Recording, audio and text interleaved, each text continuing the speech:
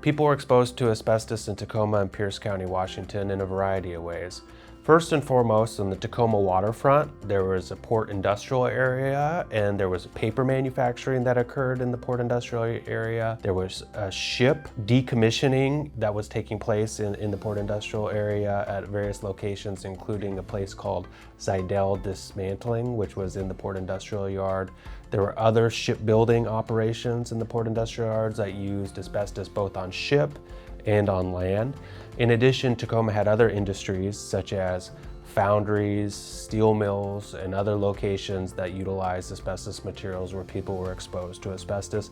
People also could be exposed to asbestos in Tacoma working general construction trades at various locations such as schools, commercial buildings, people working as carpenters, electricians, general laborers.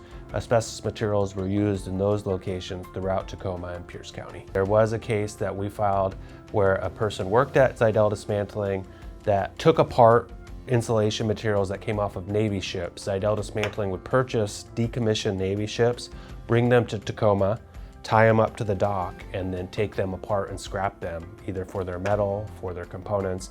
And our client worked as a laborer taking insulation off the ship, and we were able to obtain a $11.2 million verdict in Pierce County in Tacoma for this person who was a resident of Pierce County. So if you or a loved one has worked in the port industrial yard of Tacoma and were exposed to asbestos and contract an asbestos disease, call Oslund Udo Little.